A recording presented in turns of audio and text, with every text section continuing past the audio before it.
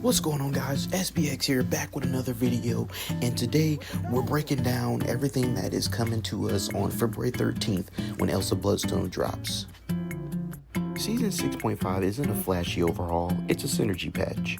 Ult costs have changed, sustain has changed, cooldown uptime has changed. That means poke and brawl and dive interact a little bit differently now. Let's break down what actually shifts. First composition we're going to talk about is the brawl composition.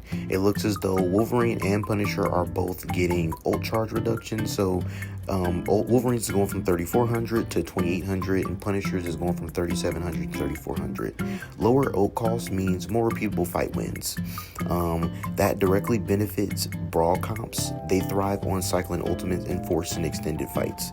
Rogue also becomes more consistent here. Her defensive stance got stronger and her cooldown dropped from 17 seconds to 14. The more uptime, more disruption windows, and more mid-fight control.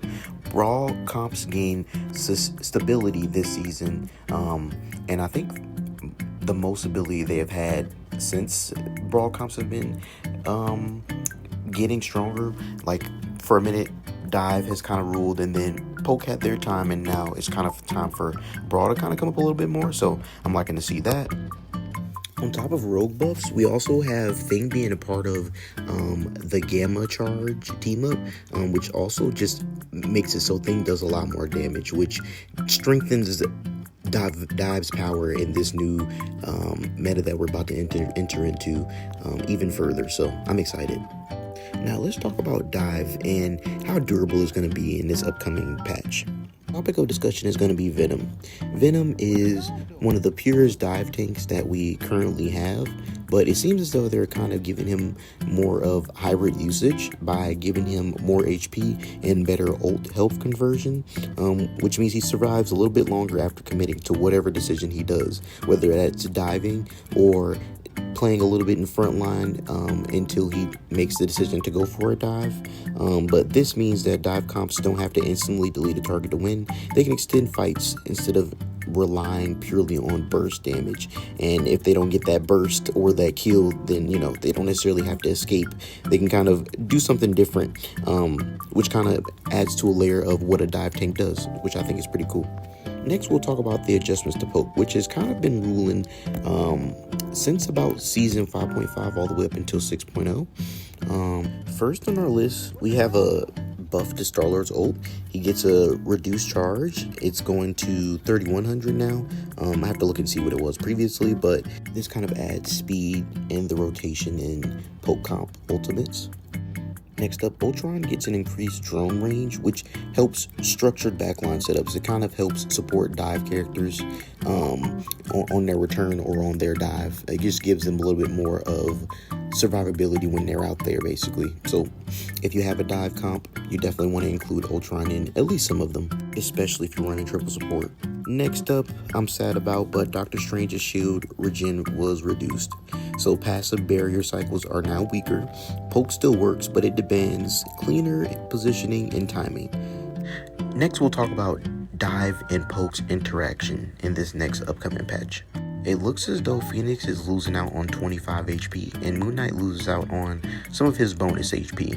That makes them slightly easier targets to dive, but Rogue's increased uptime and Venom's improved durability makes engagements more layered. So just because your Phoenix or your Moon Knight is getting dove does not mean that their fight is over.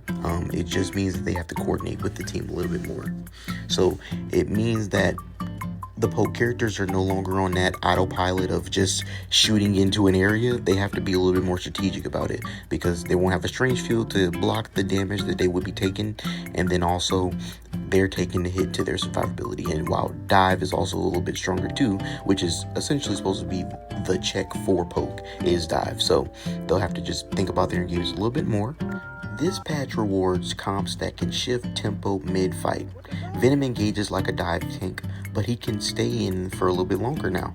Rogue stabilizes fights with more frequent stance uptime. Star-Lord rotates between poke, pressure, and finishing off with his ultimate.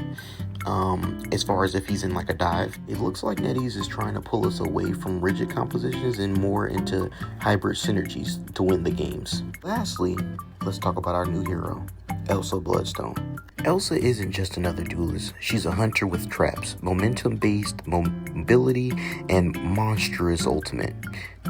Elsa joins the roster as a duelist, a high-damage, tempo-based marksman who shines when she picks the right moment to strike. She excels at punishing exposed enemies and applying pressure from range, not just rushing in headfirst into chaos. Her primary fire is a double-barrel blaster, which is a shotgun-style handgun, kind of similar to Blade. Her secondary fire is the Monster Piercer, which is the shotgun. After a mobility dash, her next shot becomes a powerful piercing bullet with heavy damage, ideal for finishing off the foes at range. Her third core ability is called Living Bullet, fires a round that splits and marks enemies hit with a spectral sigil. Hitting marked enemies gives Elsa a short speed boost and bonus HP, and bonus damage, critical for winning fights or repositioning. At least that's what I can see. We won't be diving too in deep in her kit, but just the basics. So she has a few different movement abilities. She has a trap that summons, which I thought was pretty cool, the invisible smoke demon, which is Diablo, which immobilizes people and damages them, which also allows her to follow up with a dash. So she has a few different dash opportunities that either give her bonus HP or bonus damage. She has a passive called Inherited Instinct.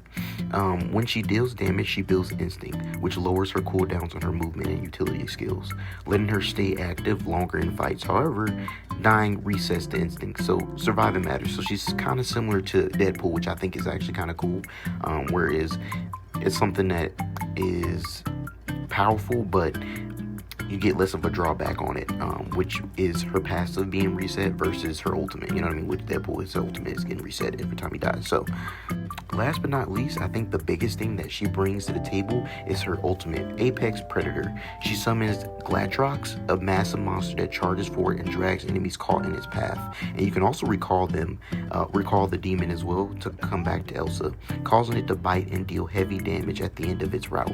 The ultimate is huge for disrupting enemies or solo picks on isolated targets, or even just booping people off the map, just for quick kills.